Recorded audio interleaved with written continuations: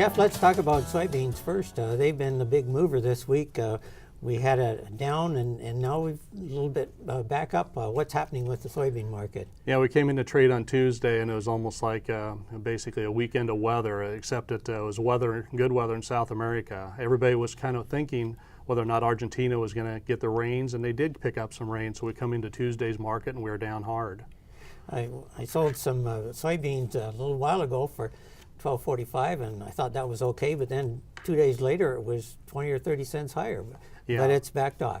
It has. And the other question with that is everybody's trying to determine how quickly is Brazil going to get the soybeans out of their ports.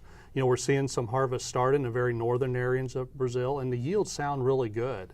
But now they're trying to make their way to the ports, and the ships are starting to back up. So it looks like we're going to have some logistical problems again in Brazil. Now, there's some uncertainty with China. Is that another factor here? You know, it's a big one. It is. The PMI numbers were out, so everybody's looking at their economy and saying how strong are they. But the other part that's really being asked right now is at what point will the demand switch, you know, from China's side? Will they switch away from taking beans from the U.S. and start going to Brazil? We're not there yet.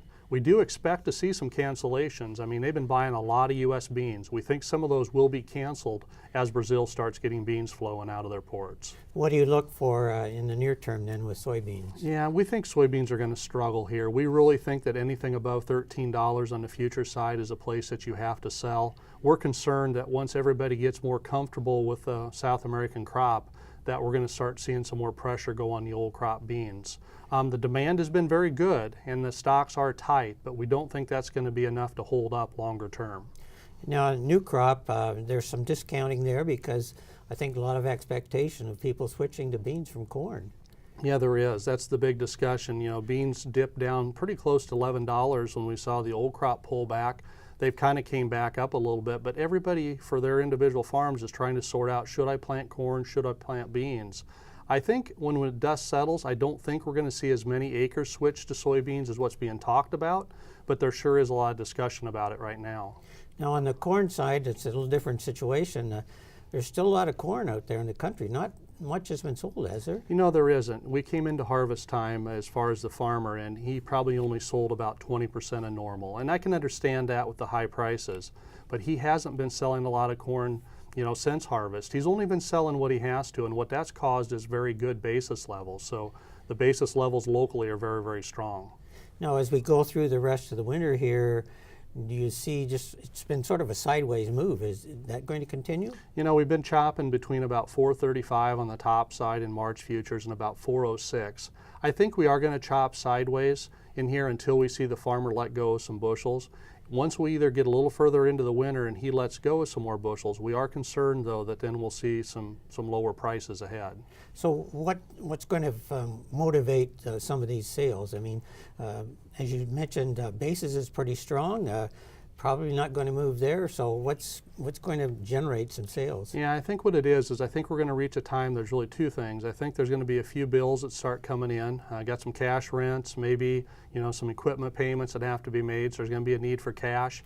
But then also, I think everybody here in a month and a half is going to start thinking, you know, planning's just right on the corner, and I don't know if I want to carry these binfuls. So I think before we get into the planting season, we'll see guys start moving some more bushels. Now, old versus new, price about the same. What do you say about selling new crop?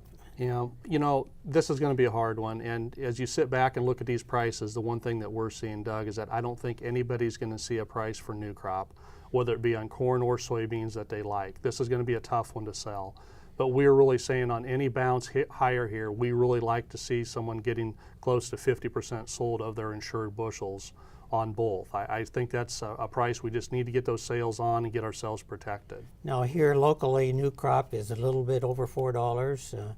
So are you saying that's about as good as you can expect? Yeah, I think this is a year where you want to have flexibility in your marketing plan. I think you need to make some sales to be able to get some protection.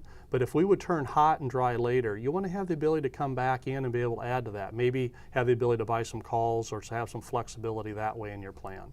What about the ethanol market? What's the impact there on corn? Been a lot of discussion around the ethanol market, you know, in regard to the renewable fuels mandate. But in regard to production, and the production was down last week, but a lot of that was attributed, it was very cold in many parts of the country, a lot of snowfall, not much moving. Right. We saw a bounce back this week, and actually we're above the pace right now that's needed to meet USDA's targets.